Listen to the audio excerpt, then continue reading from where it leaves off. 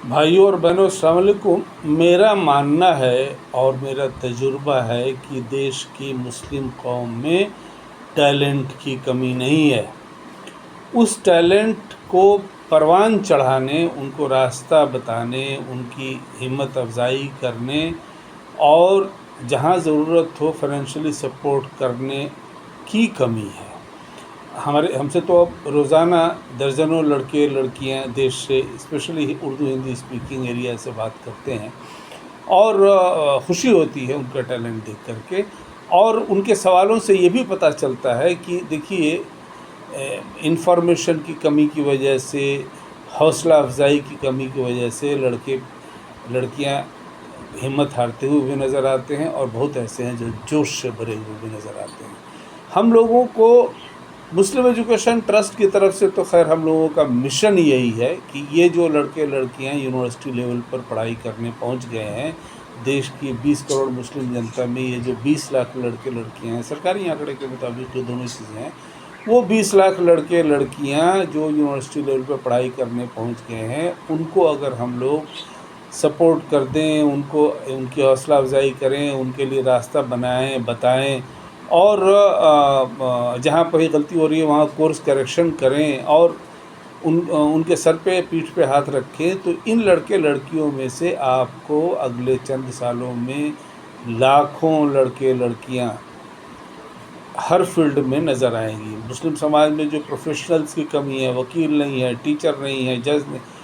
सरकारी अफसर नहीं है और प्रोफेसर नहीं है और इस तरह के आप देखिएगा कि जनरली हर फील्ड में मुस्लिम समाज के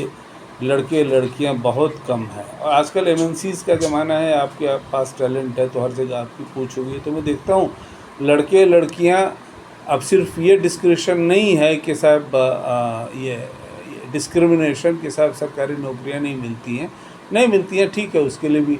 रास्ता है, लोग कोशिश करते हैं और कामयाब होते हैं। आप देखिए जामिया मिल्लिया का रिज़ल्ट IAS UPSC के बारे में ठीक ही आता है। उसी तरह से और दूसरे सर्विसेज में भी लेकिन अगर आपके अंदर टैलेंट नहीं होगा तो आपको कौन पूछेगा। तो टैलेंट पैदा करते हैं और हमारा अपना ख्याल है कि और मिशन है कि ये जो 20 लाख लड़के लड़कियां यूनिवर्सिटी लेवल पर पढ़ाई करने पहुंच गए हैं, उनमें से अगर हर साल 20% को भी हम लोग संभालते जाएं, यानी 20% का मतलब हुआ 20 लाख का कि 4 लाख सॉरी, तो 4 लाख को अगर हम लोग संभालते जाएं, बहुत बड़ा नंबर है, बहुत बहुत बड़ा नंबर है। इसमें लड़के IIT IIM भी हैं, इंडियन इंस्टीट्यूट ऑफ साइंस में भी हैं, Indian institute of social science research में भी हैं, दिस जगह है, दैट जगह है, भरे हुए हैं। तो मतलब जितनी उनकी आबादी है उसके हिसाब से तो 1% हैं, लेकिन 20 करोड़ की आबादी में 20 लाख के लड़के लड़कियां हैं जो यूनिवर्सिटी लेवल पर पढ़ाई कर रहे हैं, लेकिन वो भी काफ़ी हैं। उनको हम लोग संभालते जाएँ, अगर मुस्लिम कौम अगर उनको संभालते जाए अगर, तो चंद सालों में आपके पास में ख़जाना होगा उस टैलेंट का, जिस टैलेंट की वजह से आप मुल्क में इज़्ज़त, शोहरत, दौलत सब कमा सकते हैं, पावर स्ट्रक्चर का हिस्सा हो सकते हैं और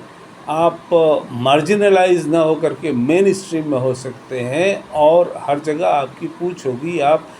गवर्नमेंट बनाने में शामिल हो सकते हैं जैसे थे पहले, और आप देश की तमाम रिसोर्सेज में डेमोक्रेटिक कानून के तहत में, देश के कॉन्स्टिट्यूशन के तहत में साझीदार, भागीदार बन सकते हैं। सिर्फ इसकी ज़रूरत है कि इन 20 लाख लड़के लड़कियों को